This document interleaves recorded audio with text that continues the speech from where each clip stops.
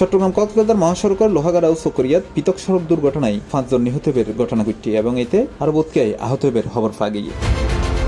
মঙ্গলবার এপ্রিল 28 তারিখ সকাল 7:30টায় হারবাং স্টেশনের পর বাস ও মোটরসাইকেলের সংঘর্ষে একজনের মৃত্যু হয়ে এরপর 8:30 তারিখে চট্টগ্রাম কক্সবাজার মহাসড়কের সুনতি ইউনিয়নের জাঙ্গালি এলাকাত গাড়ি হাতত ফরি 3 জনের মৃত্যু হয় এবং তার কিছু সময় পর মালুমঘাট এলাকায় বাস ও কাভার্ড ভ্যানের মুখোমুখি সংঘর্ষে একজনের মৃত্যুর ঘটনা ঘটছে। জানা গিয়ে লোহাগাড়া সুনতি জাঙ্গালিয়া এলাকায় চট্টগ্রামমুখী একটা মাইক্রোবাস নিয়ন্ত্রণ হারাইয়ে পড়লে সড়কের পাশে গাছের ফোনে ধাক্কা খায় পরে সিটকি ঢাকু দিয়ে হাতত ফরি দেয় এবং ঘটনাস্থলে মাইক্রোবাসের তাহা 3 জনের মৃত্যু হয়। নিহত 3 জনই বৌদ্ধ সন্ন্যাসী বলে জানা গিয়ে।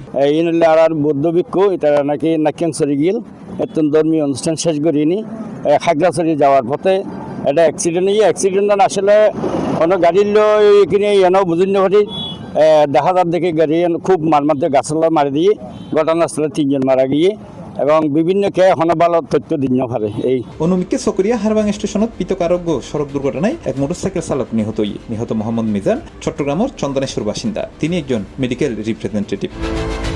ঠিক তার কিছু সময় পর চকরিয়া মালুমঘাট এলাকাত বাস ও কাভার্ড ভ্যানের মুখোমুখি সংঘর্ষ হয়। এতে ঘটনাস্থলে মোহাম্মদ ইউসুফ নামে একজন মৃত্যু হয়ে তিনি চট্টগ্রামের চাঁদগাঁও এলাকার মুন্সি মিয়ার ফোয়া বলে জানা গিয়ে। এছাড়া এই ঘটনায় আরো বেশ কয়েকজন আহত হয়ে বলে জানাই মালুমঘাট হাইওয়ে থানার এসআই মোহাম্মদ জিয়াউদ্দিন। কোনো গাড়ির সাথে দুর্ঘটনা ঘটে না, এটা হলো কক্সবাজার থেকে আসার পথে নিয়ন্ত্রণ হারিয়ে গাছের সাথে বাড়ি খেয়ে নিচে পড়ে গেছে। এটা কোনো গাড়ির সাথে আহত হয় নাই বা দুর্ঘটনা ঘটে নাই, মারা গেছে 3 জনকে আমরা উদ্ধার করে রাখছি। আর হলো গাড়িটা এখনো নিচে আছে, আর যে 4-5 জন সন্দেহ করা যাচ্ছে ওরা আহত হয়েছে, ওদেরকে হসপিটালে আছে।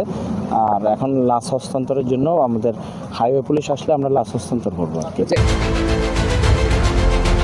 C+ TV Chittagong.